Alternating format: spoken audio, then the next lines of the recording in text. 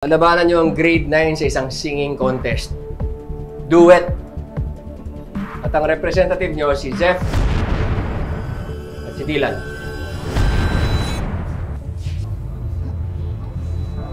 Bakit po yung baguhan yung isasalang? Sir, sigurado na po ba kayo? Paano po kung matalo tayo? Matatanggalan po ba kayo ng trabaho? Hindi.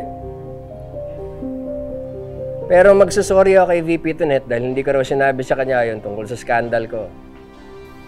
Mas malala pa pala.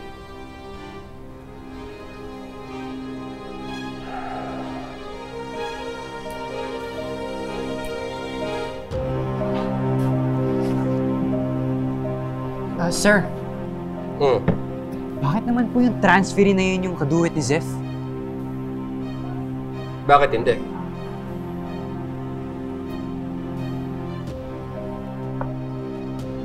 Tapos kayang-kaya ni Zeph yan, di ba Zeph? Oo nga. Tama si JC. Andiyan na si Sir V, oh. Ngayon pa ba tayo matatakot? Tama! Gawin nating practice to para sa inter-school contest. Panahon na para baliktarin natin ang kwento. Tayo ang mananalo. Siguraduhin yung mananalo kayo, ha? Kasi pag natalo kayo ng grade 9, alipin kayo ni VP Tonet at ng buong grade 9 ng isang linggo. Ano?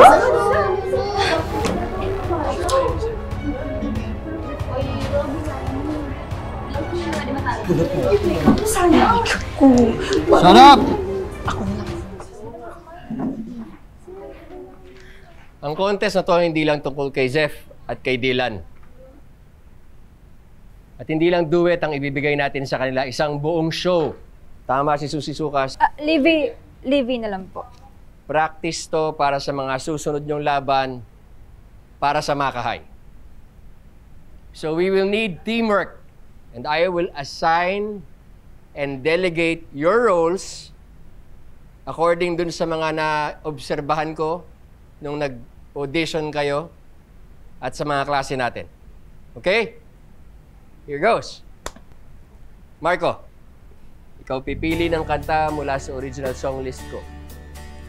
JC, I want you to create an artwork para ilagay sa couple shirt ni Zeph at ni Dylan.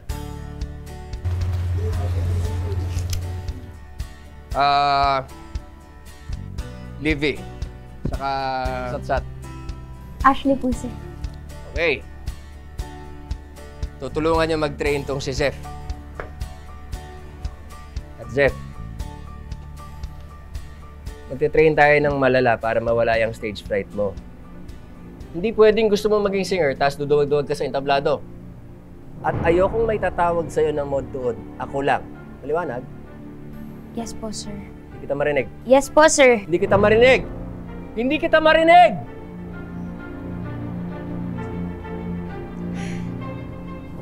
Yes po, sir.